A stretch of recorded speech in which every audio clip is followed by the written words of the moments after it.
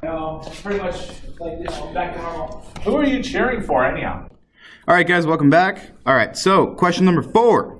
Explain what organelle is the first line of defense when a foreign invader, bacteria, or virus enters the cell. Use the graphic organizer and the keyword to answer the question. Heck yes, let's try it. The organelle name is the lysosome, right?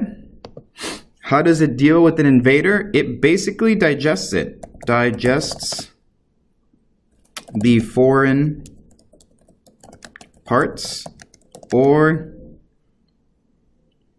damages the foreign cells. There you go. Think of it as a white blood cell for your actual cells. So, use the graphic organizer below to address 3 differences and similarities between prokaryotes and eukaryotes. So, similarities, you could say they all have DNA. They all have cell membranes. They all have ribosomes. Differences: no nucleus in prokaryotes.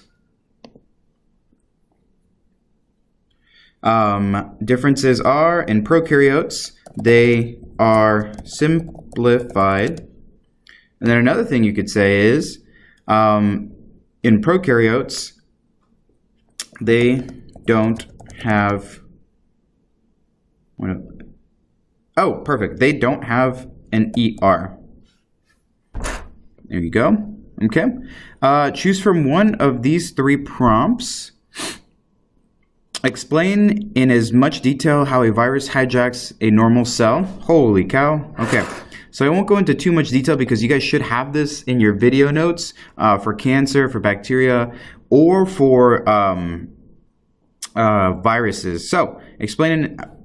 All right, perfect. So in as much detail as I can in under 3 minutes, a virus inserts its DNA by tricking the cell into letting it in. The virus then injects its DNA into the cell, and the cell then replicates. The cell then makes new viral cells based on the DNA.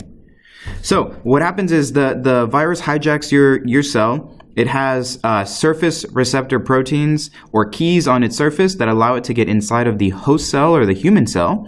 And then what happens is it just injects its DNA inside of you.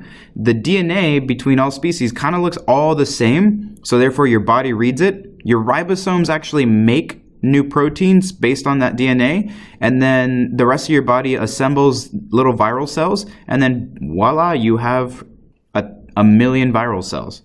All right, number 2, explain what effect cancer has on healthy cells. Ooh, perfect. So, as cancer grows, it pushes healthy cells out of the way. It also creates blood vessels to feed itself and starves the healthy cells around it. Perfect. So what happens is cancer grows and it pushes all the healthy cells out of the way. And what happens is it needs food to survive like every other cell, so it creates blood vessels. What happens is all the nutrients are drawn to the cancer cells, and those healthy cells right next to it end up dying away. Explain in as much detail how bacterial cells are beneficial to your bodies. I won't type this one up because I'm almost out of time, but they help with gut digestion. So you have more bacteria in your body than you do human cells. So what they do is they actually help you absorb vital nutrients when you eat food. So without bacteria, you would not be absorbing nearly as many nutrients as you would with them. Therefore, you would have a lack of energy and you wouldn't develop completely into your adulthood. All right, next video, dudes.